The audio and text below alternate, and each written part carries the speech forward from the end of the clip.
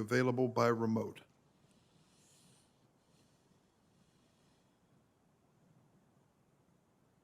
I don't hear him. I've been unmuted. Sorry, I was having trouble unmuting myself. I'm grateful for that. I'd like to just first make the case. It was said earlier in a equivalency that was a bit stunning to me about outside groups' influence on the picking of judges for the circuit and the in particular the Supreme Court. I want to just say that Joe Biden has said no such thing. In fact, he's directly refuted the questions about outside groups governing his decision. He understands that this is one of the civically sacred powers delineated to the President of the United States of America. And it's an executive power. And I'm sure he would feel that it would be a betrayal of that power to farm out responsibility for making choices to an organization, especially one that doesn't even necessarily align with his principles, his values for evaluating judges. That is dramatically different than what President Donald Trump, former President Donald Trump said, and I'll quote him.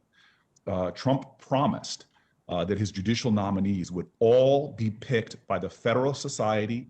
He also said that he had turned to the, quote, Federalist people and to the Heritage Foundation to assemble his initial list of 21 potential Supreme Court nominees, which is basically saying that that sacrosanct power vested in the President of the United States was being turned over to an organizations that, yes, that should bring up questions for every senator. Who are these organizations? What are the money? What's the money and the interests behind them?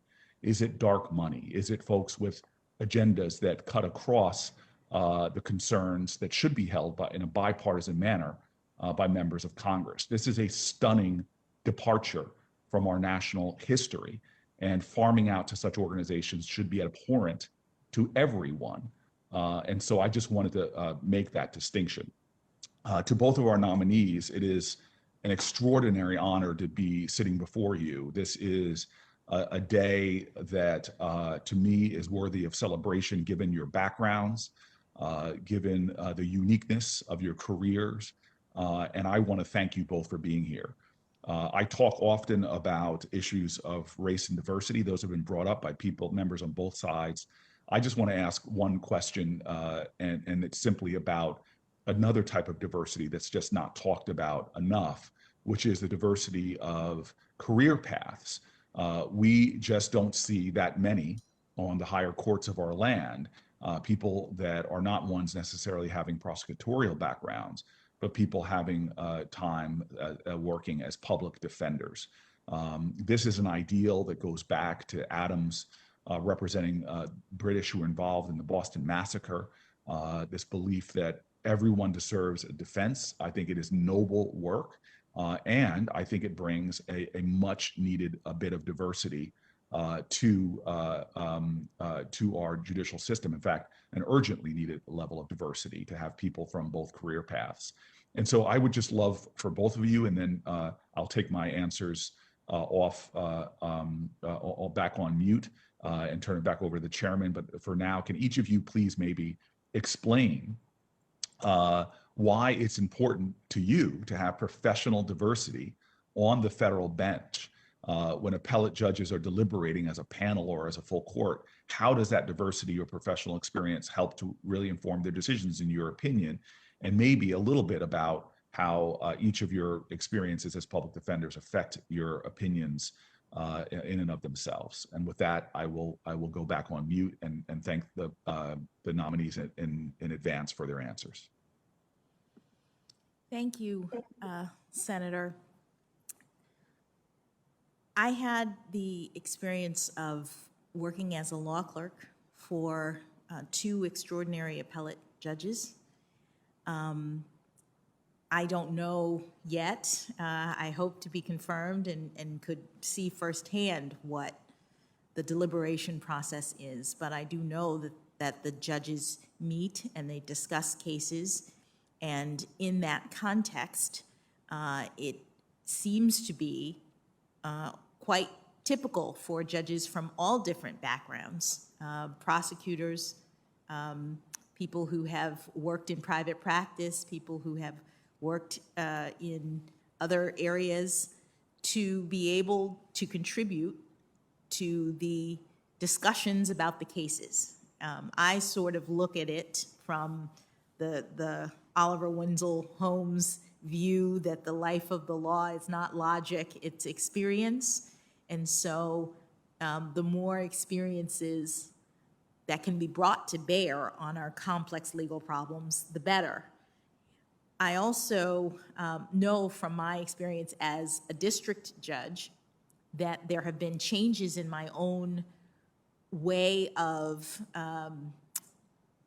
practicing, in my own way of interacting with defendants in my courtroom that are based on insights that I had from representing clients 16 years ago when I was an assistant federal public defender. And so you learn things. You learn things from experiences that relate to what you're doing in the judicial system, and they can be useful in helping. And I told the story earlier just about the way in which I now communicate and forecast and lay out for defendants what is happening in cases. And I do that because I was aware as a defender of how many of my clients did not really understand the process, and that was detrimental to their rehabilitation. So I work on that communication aspect based on my insights from the time when I was a defender. Senator Booker, I would only add that the Seventh Circuit has judges from many different backgrounds. There are state court judges who are now sitting on the Seventh Circuit, law professors, people who have been judges who have been prosecutors, attorneys for the executive branch.